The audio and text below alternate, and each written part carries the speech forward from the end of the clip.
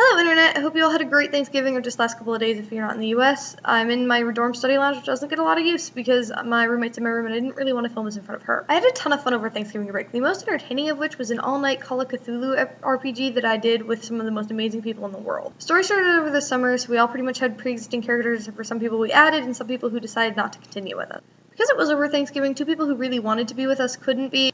We decided that Dr. Noisewater, an eclectic morphine-addicted doctor, was off caring for a patient, and Madame Dupont was visiting friends. I suppose I should give you a setting before continuing with characters. We're in 1888 London. The characters that were there were Miss Van Loon, a very eclectic and awesome occult expert, Inspector Kirkaby, the head of the Scotland Yard. I used to be Bridget Doherty, but at the end of the last campaign, the awesome J. Harvey Brown asked me to marry him. Now I'm Bridget Brown. I'm a history professor. J. Harvey Brown is a really bad consulting detective. The new characters are Captain Lawrence, a 7-foot-tall ex-Navy captain who always carries a saber, and Sister I'm not saying that enough times, a French 7-foot-tall nun who yields a silver cross. The newest addition is Mr. Chesterfield, a professor and student of the paranormal. We all moved into this giant house in Berkeley Square that was left to us by the person that we solved the case for over the summer.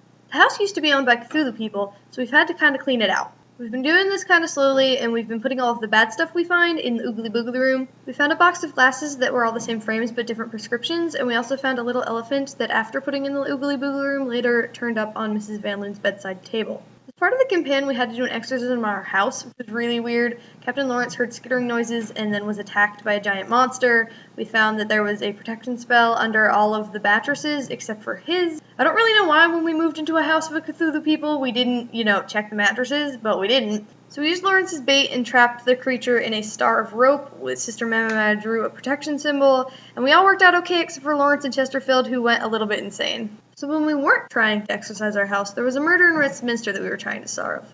Mr. Everard Lucas was found stabbed to death with his own dagger clutching the leg of a chair in his sitting room, and 2 sets of women's footprints were found outside. The housekeeper was asleep and the valet was out, and a woman's wedding ring was found under the sofa.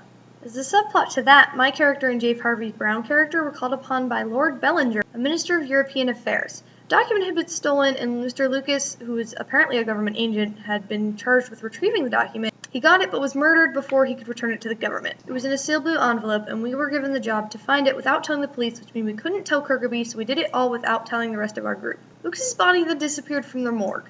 We then discovered that the rug that the body had been laying on when it died had been rotated since the murder. After lifting up the rug, we found a secret compartment that had 2 boxes. One was wooden and it had keys, a men's wedding ring that matched the woman's one we found earlier, 2 childhood photos, one of which said Raoul Fournier, age 1 in French, and various letters.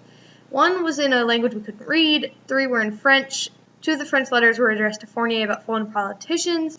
There were 2 English letters written in a woman's handwriting that my character and J. Harvey Brown noticed had the crest of the Purebrights on it. We had been looking through Lucas's letters earlier in search for the blue envelope. The letters make it clear that Lucas had been blackmailing Lady Hilda Purebright to steal the envelope from her husband.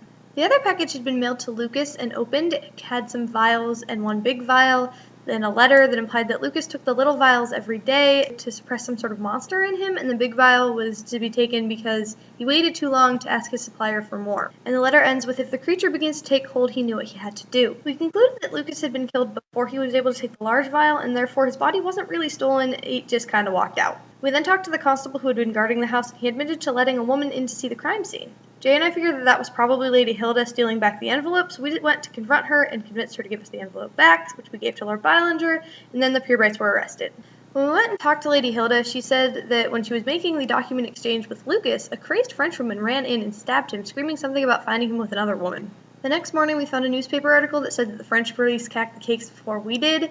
Madame Fournier was the one who killed Lucas. He apparently had been living a double life. In Paris, he was Henri Fournier, but in London, he was Everard Lucas. A note was then sent to Kirkaby saying that 3 murders had happened in Soho. We decided to patrol the area because the bodies had been pretty mangled and we thought it might be Lucas. Sure enough it was. We found his undead, transformed body in pieces. We then thought it might be contagious, so we rushed back to the yard, finding 2 of the bodies already reanimated, so we killed them, concluding the campaign. I'm sorry that this video was so incredibly long. If you made it all this way, you're amazing. The actual RPG went from 6 at night to 1 in the morning. Thanks for watching, you're awesome, see you next time.